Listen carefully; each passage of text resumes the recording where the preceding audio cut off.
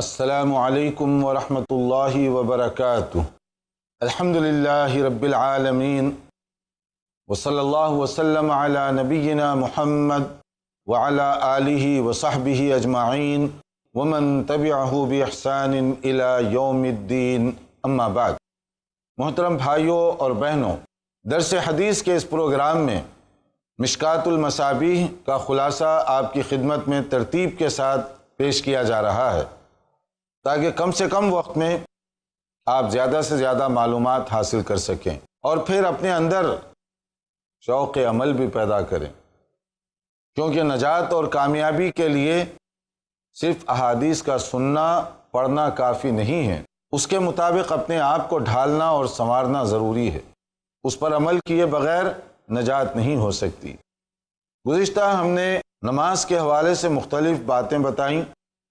اب آخری مراحل پر کہ نماز یعنی رکوع، قیام، سجدہ اور اس کے بعد جب ہم تشہد کے لیے بیٹھتے ہیں، اس موقع پر جو صلاۃ و سلام، خاص طور پر درود کا جو ذکر کیا گیا، صحابہ کرام نے دریافت کیا کہ ہم آپ پر کیسے درود پڑھیں، تو رسول اکرم صلی اللہ علیہ وسلم نے وہ طریقہ بتایا کہ کیسے درود پڑھو۔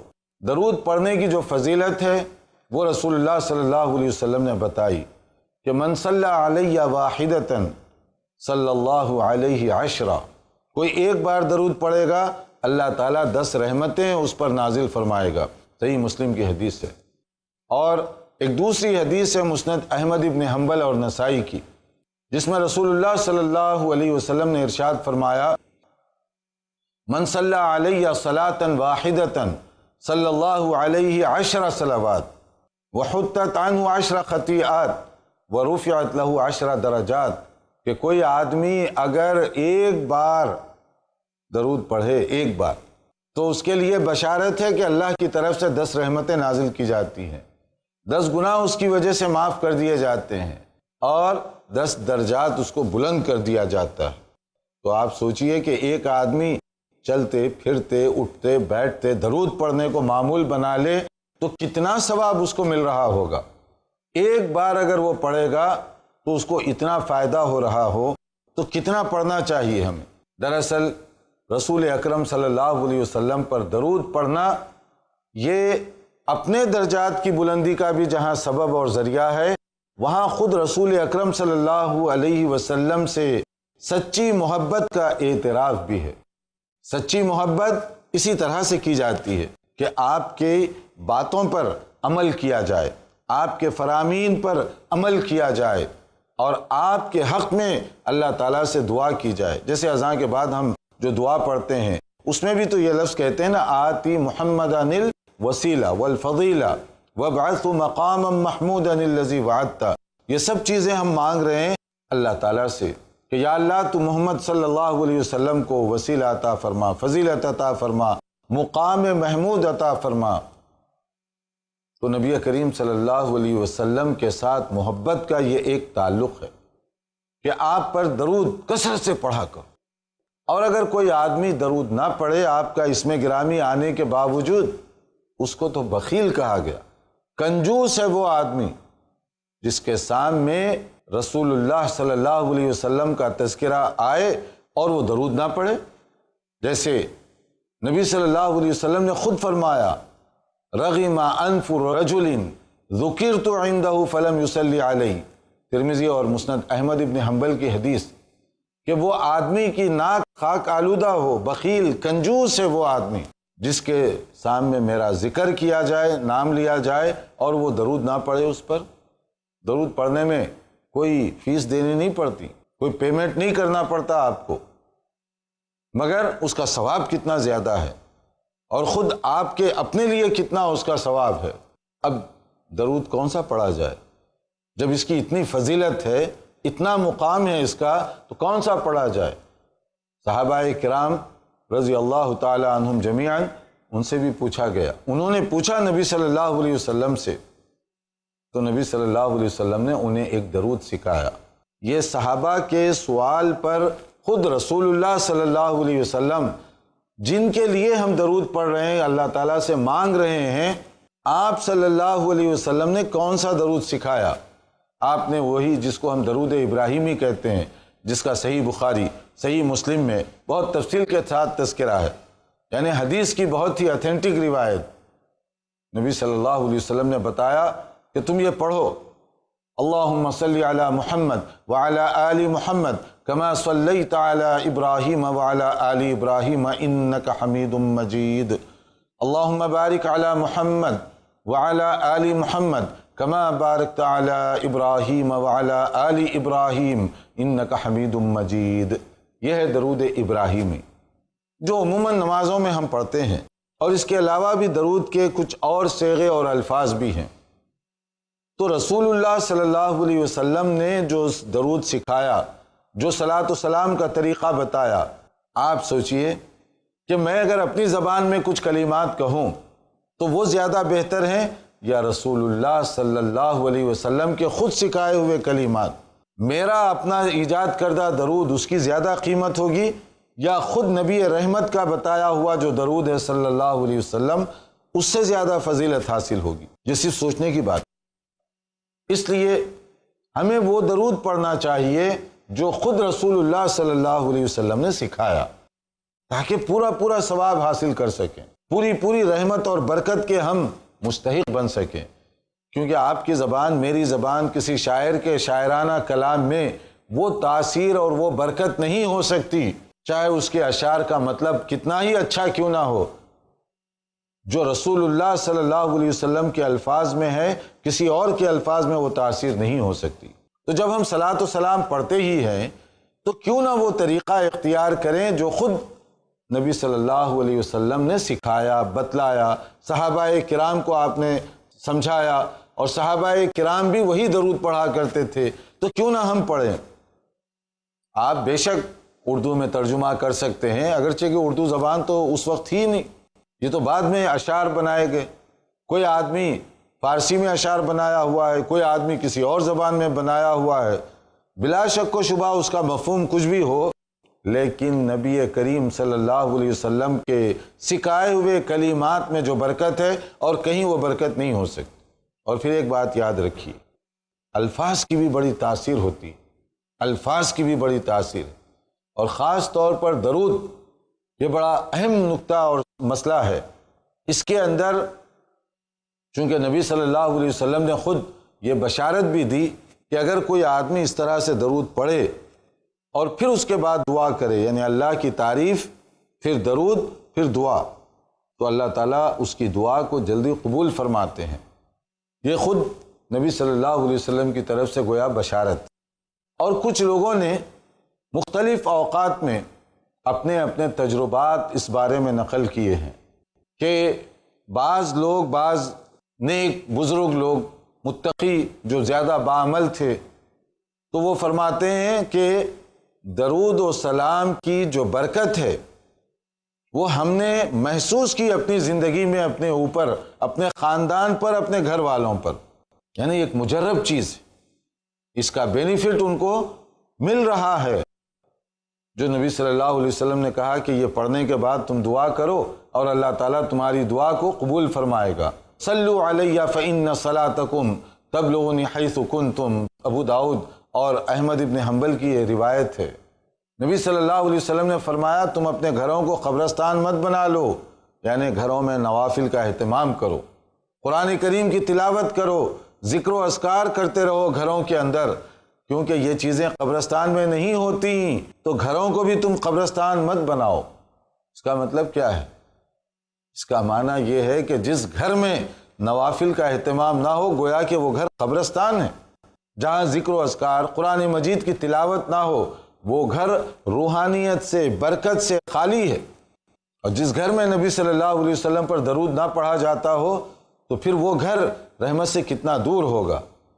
اور نبی صلی اللہ علیہ وسلم نے اس میں ایک اور بھی ارشاد فرمایا کہ تم چاہے جہاں بھی ہو درود پڑھو کثرت کے ساتھ، اور تمہارا درود مجھ تک پہنچا دیا جائے گا۔ اب کیسے پہنچایا جائے گا؟ یہ علم غیب سے تعلق رکھنے والی چیز ہے، اور اس کا علم سوائے اللہ کے کسی کو نہیں ہے، کہ اس کا طریقہ، اس کا تدبیر کیا ہوگی، یہ صرف اللہ ہی جانتا ہے۔ کیونکہ انسان جب وفات پا جاتا ہے عالم برزخ میں چلا جاتا ہے، اور عالم برزخ کی جو زندگی ہے اس کا تعلق خالص غیب کے ساتھ۔ ہم صرف اتنی ہی بات جانتے ہیں جتنی کہ ہمیں بتائی گئی۔ نبی صلی اللہ علیہ وسلم نے اس زندگی کے بارے میں جو باتیں بتائیں، ہمارا علم، ہمارا نالج، ہماری پہنچ اتنی ہی ہے، کیونکہ علم غیب اور پھر عالم غیب سے جس کا تعلق ہو، بھلا ہم کیسے اس کا اندازہ کر سکیں؟ اب اس کی کیا شکل ہے، کیسے وہ درود پہنچایا جاتا ہے اور اس کے کیا طریقہ کار ہیں، یہ ہمیں نہیں معلوم۔ گشتی کچھ فرشتے ہیں، گشت کرتے رہتے ہیں، اور جہاں بھی کوئی درود و سلام کا اہتمام کر رہا ہو نبی صلی اللہ علیہ وسلم پر، تو وہ پہنچا دیتے ہیں۔ جیسے کہا گیا اِنَّ لِلَّهِ مَلَائِكَ سَيَّاحِينَ، کہ کچھ ایسے فرشتے ہیں جو سیاحت گھومتے پھرتے رہتے ہیں زمین پر، ان کی ڈیوٹی ہے یہ، یعنی سیاحین فی الارض، زمین پر ادھر ادھر گھومتے رہتے ہیں۔ یبلغنی من امتی السلام، کہ میری امت کے جو لوگ صلاۃ و سلام کا اہتمام کریں وہ مجھے پہنچایا جاتا ہے۔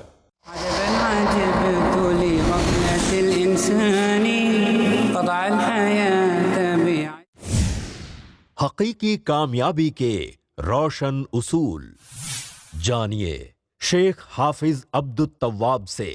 قرآن اور حدیث کی روشنی میں دین و دنیا کی حقیقی کامیابی کے روشن اصول، ہر بدھ دوپہر 2:30 بجے اور رات 8 بجے، صرف i+TV پر، بہتر زندگی کے لیے۔ ہدایتوں کا سمندر ہے اور اہل زندگی کا رہبر، قرآن میں آیا ہے دنیا اور آخرت کا منظر، راہ حق ہے راہ نجات قرآن مجید کی ہر تعلیمات، تھام لو دامن اس کا کر لو آسان روز محشر کا سفر۔ تعارف قرآن شیخ ارشد بشیر مدنی سے جانیے موجودہ اور جدید اعتراضات کے مضبوط جوابات، ہر پیر دوپہر 3 بجے اور رات 9 بجے، صرف i+TV پر، بہتر زندگی کے لیے۔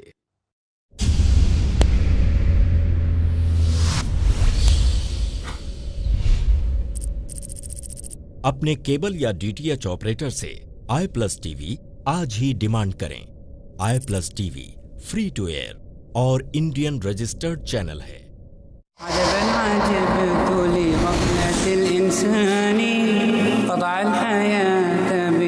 جیسے میں نے کہا اس کی شکل و صورت کیا ہے سوائے اللہ تعالیٰ کے کوئی نہیں جانتا۔ تو اس میں کہ آپ جب اتحیات کے لیے بیٹھیں، التحیات للہ یہ پڑھ دیں، تو اس کے بعد یہ درود شریف۔ اب جب اللہم صلی علی اور اللہم بارک علی پڑھیں، پھر اس کے بعد میں دوسری جو دعائیں ہیں، اور چونکہ درود یہ صرف نماز ہی میں نہیں، نماز کے باہر بھی چلتے پھرتے اٹھتے بیٹھتے جب بھی آپ کو موقع ملا کثرت کے ساتھ درود پڑھیے۔ اور اسی طرح سے نبی صلی اللہ علیہ وسلم نے صلاۃ و سلام کے ساتھ مسند احمد ابن حنبل اور ابو داؤد کی جو حدیث جس میں کہا وَلَا تَجْعَلُوا قَبْرِي عِيدًا، خبردار میری قبر کو جلسہ گاہ یعنی عید جشن کی جگہ نہ بنانا، جشن گاہ نہ بنانا، میری قبر کو جشن گاہ نہ بنانا کہ وہاں پر تقریب ہو، وہاں پر لوگ جیسے میلے کے لیے جمع ہوتے ہیں ایسے نہیں، لا تجعلوا قبری عیدا، کہ وہاں آ کر کوئی خلاف شریعت کام نہ ہونے پائے۔ اور بھلا رسول اکرم صلی اللہ علیہ وسلم سے جو آدمی محبت کرتا ہو، سچی اور پاکیزہ محبت کرنے والا، یہ حرکت تو کر ہی نہیں سکتا جب وہ خاص طور پر نبی صلی اللہ علیہ وسلم کی قبر کے سامنے ٹھہرا ہوا ہو، وہاں پر وہ زیارت کے لیے گیا ہوا ہو، تو کوئی کام، کوئی حرکت، کوئی بات خلاف ادب نہیں ہو سکتی۔ اور خلاف ادب صرف ظاہری آواز کا نام نہیں، عملی طور پر بھی آدمی کو تو ہر جگہ جہاں بھی ہو نیک عمل وہی کرے جو سنت کے مطابق ہو، اسی طرح سے کرے جو شریعت کے حکم کے مطابق ہو۔ لیکن نبی صلی اللہ علیہ وسلم کی مسجد میں مدینہ منورہ میں اگر کوئی نبی صلی اللہ علیہ وسلم کی تعلیمات اور آپ کی سنت کے خلاف کرے گا تو یہ مسئلہ زیادہ سیریس ہو جائے گا کہ آپ جہاں سے توحید کی شمع روشن ہوئی، جہاں سے رسالت کی کرنیں پھیلیں، دنیا کو منور کیا گیا، وہیں پر ٹھہر کر اگر آپ سنت کے خلاف کوئی حرکت کریں گے، سوچئے کتنی غلطی ہوگی بڑی۔ تو اس لیے وہاں جو جائیں وہ تو اور بھی زیادہ کیئرفل، اور بھی زیادہ توجہ دیں کہ آپ درود پڑھیے، سلام پڑھیے، کثرت کے ساتھ نبی صلی اللہ علیہ وسلم کی درجات کی بلندی کے لیے بھی دعا کیجیے، مگر اپنی طرف سے کوئی ایسا کام نہ کیجیے جو خود نبی صلی اللہ علیہ وآلہ وسلم نے نہ بتائی ہو، صحابہ کرام کا جس پر عمل نہ تھا ہو۔ تو قبر کو جشن گاہ بنانے سے آپ نے منع کیا۔ جب نبی صلی اللہ علیہ وسلم کی قبر کے لیے یہ درست نہیں، تو بتائیے کون ولی، کون بزرگ، کون نیک نبی سے کوئی بڑھ سکتا ہے؟ نبی سے کسی کا رتبہ آگے جا سکتا ہے؟ اگر نبی کریم صلی اللہ علیہ وسلم اپنی قبر پر اس طرح سے کرنے کو منع فرماتے ہیں تو بھلا دوسروں کی قبر پر یہ چیزیں کیسے ہو سکتی ہیں؟ بے شک کرنے والے محبت کی وجہ سے کریں، بے شک کرنے والے عقیدت کی وجہ سے کریں، لیکن محبت اور عقیدت میں بھی شریعت کو سامنے رکھنا چاہیے، عبادت میں شریعت کو سامنے رکھیے، ورنہ ہماری عبادت اللہ تعالیٰ کے پاس قابل قبول نہیں ہو سکتی۔ تو درود وہی پڑھیے جو خود نبی صلی اللہ علیہ وسلم نے سکھایا، بتایا، جو درود ابراہیمی جس کا تفصیلی ذکر ہو چکا ہے، اسی کو یاد کیجئے، اسی کو پڑھیے، بار بار پڑھیے، جتنا آپ کو موقع مل سکتا ہے آپ اسے دہرائیے۔ اور پھر دعا اتحیات کے لیے آپ بیٹھے ہوئے ہیں، اتحیات پڑھ لیے، درود پڑھ لیے، اور اس کے بعد پھر کیا ہے؟ دیکھیے نبی صلی اللہ علیہ وسلم کے صحابہ کے سوالات اور ان کو جو جوابات دیے گئے۔ ابی بن کعب رضی اللہ عنہ بہت بڑے درجے کے صحابی، بہت بڑے درجے کے صحابہ کرام میں قرآن کریم کے ماہر سمجھے جاتے تھے، قاری قرآن، بڑی ان کی اہمیت ہے۔ تو نبی صلی اللہ علیہ وسلم نے ان کو ایک بات بتائی، کہ کیا بات تھی وہ؟ انہوں نے کہا کہ میں اگر دعا کے لیے بیٹھوں تو ایک حصہ یعنی ربع آپ کے لیے دعا کروں؟ آپ نے کہا کہ اور زیادہ کرو تو اور فائدہ ہوگا۔ آپ کے لیے نصف کر دوں؟ کہا اور کرو تو اور فائدہ ہوگا تمہارے لیے۔ کہا پون کروں اور فائدہ ہوگا، اور اگر پورا آپ کے لیے کروں تو پھر اس کے بعد کیا فرمایا آپ نے؟ اذن تکفی ہمک، اگر ایسے تم کرو گے تو اللہ تعالیٰ تمہیں غم اور پریشانی سے ویسے ہی نجات دے دے گا اور تمہارے گناہوں کو معاف کر دے گا۔ ترمذی کی حدیث ہے۔ اور عبداللہ ابن مسعود رضی اللہ تعالیٰ عنہ بڑے مشہور صحابی، تو انہوں نے جلسے میں بیٹھ کر اللہ تعالیٰ کی تعریف کی، نبی صلی اللہ علیہ وسلم پر درود پڑھا، پھر اس کے بعد اپنے لیے دعا کی، اللہ کی حمد، رسول صلی اللہ علیہ وسلم پر درود، پھر اس کے بعد اپنے لیے دعا۔ ثم دعوت لنفسی، بعد میں انہوں نے اپنے لیے دعا کی تو فقال رسول اللہ صلی اللہ علیہ وسلم سل تعطى، سل تعطى، ترمذی کی حدیث ہے، مانگو اب دیا جائے گا تم کو، مانگو طلب کرو اللہ سے، اللہ تعالیٰ تم کو نوازے گا۔ اس کا مطلب کیا ہے؟ دعا کا اس میں ادب بتایا گیا جو صحابہ کرام انجام دیتے رہے، جس کو رسول اللہ صلی اللہ علیہ وسلم نے قبول فرمایا، اور وہ کیا ہے؟ اللہ کی پہلے حمد، رسول اللہ صلی اللہ علیہ وسلم پر صلاۃ و سلام، پھر اپنی دعا کیجیے، اپنی گزارش رکھیے۔ یہ ترتیب اگر ہوگی تو وہ ٹھیک ہے، ورنہ اگر یہ نہ ہو، جیسے ایک موقع پر ایک اور صحابی جو نئے نئے مسلمان ہوئے، ابھی لوگ سیکھ رہے تھے، تو انہوں نے آتے ہی بیٹھ کر اپنے لیے دعا کی، تو نبی صلی اللہ علیہ وسلم نے فرمایا عجلت ایھا المصلی، کہ نمازی بھائی تم نے تعجیل سے عجلت پسندی کی، تم نے وہ جلد بازی کا مظاہرہ کیا تم نے دعا کرنے میں، ایسے دعا نہیں ہوتی۔ اذا صلیت فقعدت، جب نماز پڑھو اور بیٹھو اس کے لیے، یعنی اتحیات پڑھنے کے لیے، کیونکہ یہ ساری چیزیں اتحیات اور اس کے بعد کے اذکار کی ہیں، تو آپ نے فرمایا کہ جب تم نماز پڑھتے ہوئے بیٹھو تشہد میں، فاحمد اللہ بما ہوا اہلہ، پہلے اللہ کی تعریف تو کرو، اور اللہ تعالیٰ جو تعریف کے قابل ہے اس کی پہلے تعریف کرو، وصلی علیہ، پھر اس کے بعد مجھ پر سلام بھیجو، درود، صلی علیہ، اور اس کے بعد کیا کرو؟ ثم ادعوہ، پھر تم اس کے بعد اگر دعا کرو گے تو تمہاری دعا قبول ہوگی۔ اتحیات، درود شریف، پھر اس کے بعد میں دعا کرو گے تو آپ کی دعا قبول کی جائے گی۔ اللہ تعالیٰ ایسی دعا قبول کرنے والوں کو پسند فرمائیں گے کیونکہ آپ نے اس کے اندر وہ جو طریقہ کار ہے صحیح اختیار کیا۔ تو اس میں جو اہمیت کی بات ہے جو ہم بتانا چاہتے ہیں بار بار اور اس کا تاکید کے ساتھ ذکر کر رہے ہیں، وہ صلاۃ و سلام کا مسئلہ ہے، کیونکہ یہ صلاۃ و سلام کے سلسلے میں مختلف لوگوں نے مختلف غلطیاں کی ہیں۔ اس لیے اس چیپٹر کو بہت اچھی طرح سے سمجھنا چاہیے تاکہ ہم سے کوئی ایسی غلطی نہ ہو جو ہماری نیکیوں کو برباد کرنے کا ذریعہ بن رہی ہو۔ کثرت سے پڑھیے صلاۃ و سلام ہمارے نبی صلی اللہ علیہ وسلم پر تاکہ ہمارے درجات بلند ہوں، اللہ کی رحمتیں ہم پر نازل ہوں اور ہمارے گناہ اللہ تعالیٰ کی طرف سے معاف ہوں۔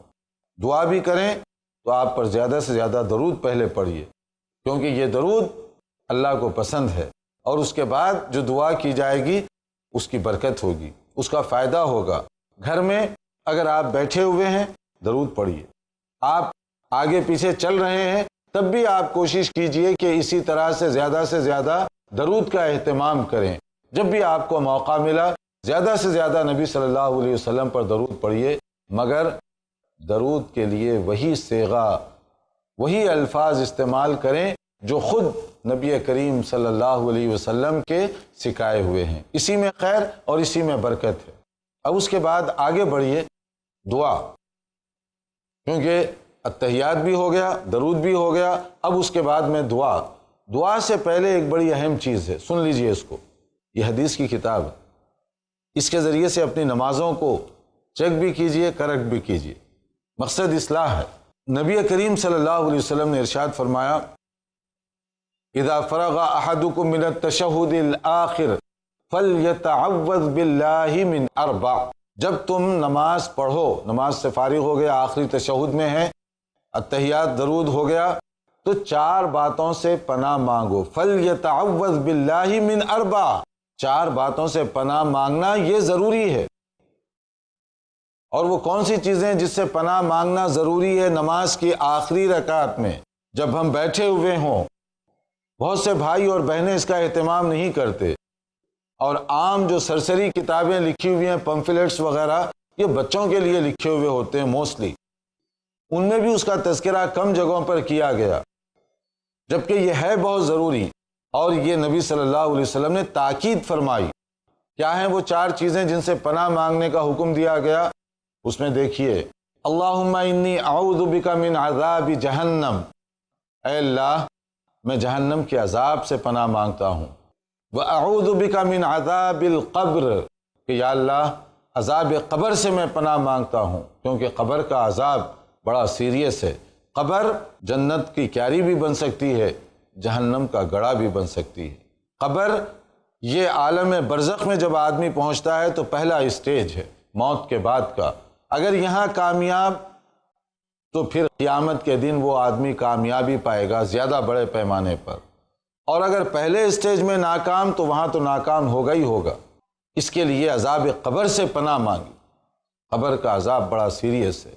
وَمِن فِتْنَةِ الْمَحْيَا وَالْمَمَاتِ، اور تیسری چیز زندگی اور موت کے وقت پر جو فتنے آتے ہیں، یا اللہ میں اس سے پناہ مانگتا ہوں۔ زندگی کا فتنہ، کتنے فتنے، جیسے ایک حدیث میں بتایا گیا، صحیح مسلم کی حدیث ہے، بادروا بالاعمال فتنا کقطع اللیل المظلم، اچھے عمل کرنے میں عجلت کرو، جلدی کرو، نہیں معلوم کل کا دن کیا خبر آنے والی ہے۔ فتنے ایسے آئیں گے جیسے رات کی تاریکی میں بادل چھا جاتے ہیں، بدلیاں آنے لگتی ہیں، اس طرح سے فتنے آئیں گے، تو ان فتنوں سے پہلے پناہ مانگو۔ یصبح الرجل مومنا ویمسی کافرا، کبھی ایسے ہوتا ہے کہ آدمی صبح بستر سے اٹھے گا مسلمان مومن، شام ہوتے ہوتے کافر بن جائے گا۔ ویمسی مؤمنا ویصبح کافرا، یا یہ بھی ممکن ہے کہ رات بستر پر جا رہا ہے مومن کے طور پر، صبح اٹھتے اٹھتے مائنڈ بدل گیا، اسلام کو چھوڑ دیا۔ کیوں؟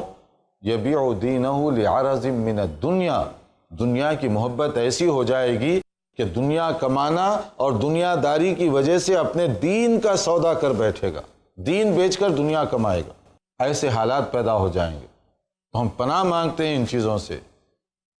من فتنة المحیا والممات، موت کا فتنہ، موت کے وقت ثابت قدمی کی دعا خود رسول اللہ صلی اللہ علیہ وسلم فرمایا کرتے تھے کہ یا اللہ مجھے ثابت قدم رکھ، کیونکہ شیطان آخری مرحلے پر بہت کوشش کرتا ہے کہ کسی طرح انسان کو گمراہی میں ڈال دے۔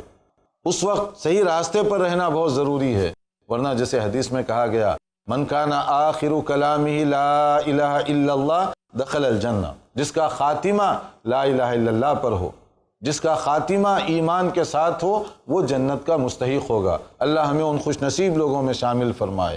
خاتمہ بالخیر بہت بڑی اور بہت اعلیٰ چیز ہے، کیونکہ حدیث میں جیسے کہا گیا انما الاعمال بالخواتیم، جو تم عمل کر رہے ہو آخری کا جو عمل ہوگا اس کی بنیاد پر قیامت کے دن کھڑا کیے جاؤ گے۔ زندگی کے شروع حصے میں نماز پڑھتا رہا، بعد میں شیطان بہکایا، نماز چھوڑ دی، بے نمازیوں کے دائرے میں کھڑا کیا جائے گا۔ اس کے برعکس ایک آدمی نماز نہیں پڑھتا تھا، اللہ نے توفیق دی، مرنے سے پہلے توبہ کر کے نماز اس نے شروع کی، قیامت کے دن نمازیوں کی صف میں اس کا شمار ہوگا۔ آخری کا جو کام ہوتا ہے اس کی بڑی اہمیت ہے۔ اور اس کے بعد چوتھی چیز ومن شر مسیح الدجال، دجال کے فتنے سے یا اللہ مجھے بچانا۔ دجال کا فتنہ جس سے انبیاء کرام پناہ مانگا کرتے تھے، بہت سیریس فتنہ، بہت بڑا فتنہ ہے، اس سے پناہ مانگنے چاہیے۔ یہ چار باتوں سے پناہ مانگنا ضروری ہے نماز کی آخری تشہد میں۔ اس کی مزید تفصیلات انشاءاللہ تعالی اگلے پروگرام میں پیش کی جائے گی، دیکھتے رہیے ہمارا پروگرام۔ والسلام علیکم ورحمۃ اللہ وبرکاتہ۔ عجبا عجبت لغفلة الإنسان قطع الحياة بعزة وأمان فكرت في الدنيا فكانت منزلا عندك بعض منازل الركبان عجبا عجبت لغفلة الإنسان